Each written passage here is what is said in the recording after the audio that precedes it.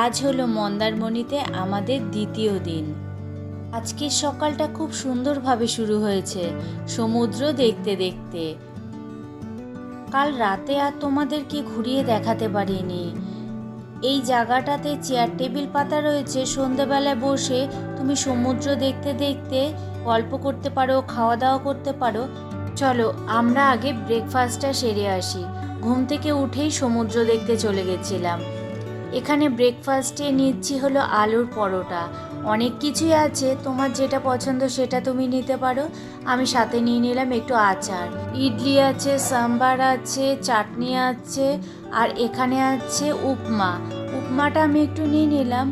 বাঙালি খাবারের সাথে সাথে আছে একটু সাউথ ইন্ডিয়ানও খাবার। এখানে আছে তোমার ব্রেড, আছে বাটার, আর এটাতে আছে তোমার জ্যাম। চাইলে তুমি এখান থেকে খেতে পারো ব্রেড বাটার। টোস্টারও রয়েছে, আর এখানে আছে সেদ্ধ ডিম, আর পাশে রয়েছে অমলেট। আর যদি তুমি খেতে চাও পোচ, সেটা অর্ডার দিলে ওরা করে দেবে তখন সঙ্গে সঙ্গে। আর এখানে সব যা চাই তুমি যতটা যা ইচ্ছে খেতে পারো।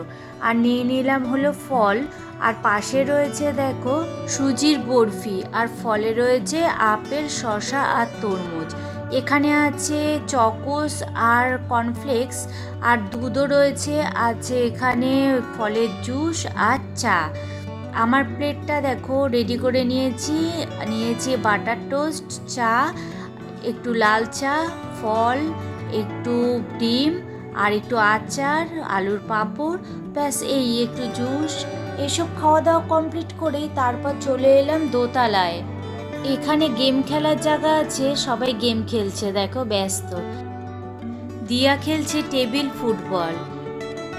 এটা ছোট্ট একটা টেবিলের মধ্যে খেলা হয়, যেখানে হাতল ঘুরিয়ে খেলোয়াড়দের নাড়িয়ে বলকে গোল দিতে হয়। আর এখানে রাই খেলছে পুল বা বিলিয়ার্ডস। সবুজ টেবিলের ওপর বিভিন্ন রঙের বল থাকে, আর কিউ স্টিক দিয়ে বলটাকে আঘাত করে নির্দিষ্ট পকেটে ফেলতে হয়। এখান থেকেও বাইরের ভিউটা দেখতে কিন্তু বেশ ভালো লাগছে। বাইরে এখন প্রচণ্ড রোদের তাপ, তাই বেরোনো যাচ্ছে না। আর দেখো কি সুন্দর লাগছে পরিবেশটা। বাইরে না বেরিয়ে ঘর থেকেও তুমি কিন্তু পরিবেশটাকে উপভোগ করতে পারো।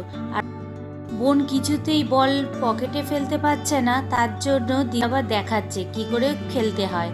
আর এখানে দেখো আমি একটু পুলটা খেলার চেষ্টা করছি, কিন্তু কোনোদিনও খেলিনি, আর আমি পারিও না খেলতে।